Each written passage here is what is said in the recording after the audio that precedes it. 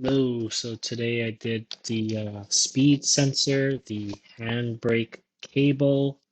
I probably part one, installed the new battery, added oil to the engine, and installed the tunnel top.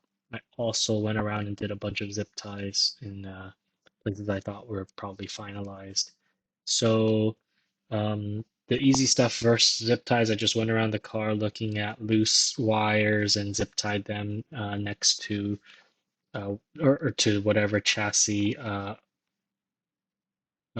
mount I could find. Um, I also added my oil to the engine. I didn't have quite enough. I had a little bit less than 6 quarts. My dealer told me to add 2 quarts in the engine, 4 quarts in the sump, so I need to get another quart or maybe a little bit more just to have on hand. Um, so I need to do that. I also attempted to install the handbrakes. There are these little holes in the brake caliper that I think the handbrake is supposed to go through, but I had a hard time getting them in, so maybe they're not supposed to go through that. I need to do some research and ask some questions about that, so I will have to come back to the handbrake. Also, I got the handbrake to the point where both sides were being tugged and engaging the calipers when I pull the handbrake. Um, Unfortunately, when I installed the tunnel top, I had to loosen the handbrake so that the handbrake in the cockpit could go as vertical as possible, so I could slip the tunnel top over. And I didn't have enough time to retighten it to the spot where both sides were being pulled equally. So I will have to revisit that in a different session. The tunnel top was kind of difficult to put over, mainly because where you insert the handbrake is sort of in front of where the handbrake is, even when you pull it all the way vertical. Um, had a little bit of tough time, but you sort of just there's only one way to get it. Um, Next, the battery. I got an AGM battery at the suggestion of my dealer. So the banner battery that comes with the Caterham, it doesn't come filled with water. It's a lead acid battery, so I would have to go fill it with water, and also I would have to pay for that service. So instead, he recommended me just get an AGM, which doesn't have any liquid in it, and so it's a lot less likely to have a leak or a spill with that battery. Also, it's smaller and it's lighter. Um, so I went with that. I got a tray and a bracket from my dealer to install that battery.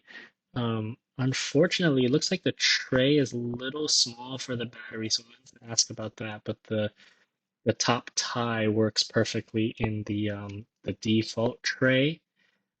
So I just added some foam in front and behind the battery to sort of hold it in place for now. I didn't attach any of the wires yet because I'm not quite ready for that. The speed sensor was fairly easy to install, but I seem to have been missing some parts. So the speed sensor itself came with 2 nuts and a clutch washer on it. Um, but none of those were large enough for the hole in the anti-roll bar drop link bracket. So what you're supposed to do is you're supposed to take off one nut, insert the speed sensor so that it goes through that hole, and then tighten that nut you removed back on so that it holds both sides of the bracket.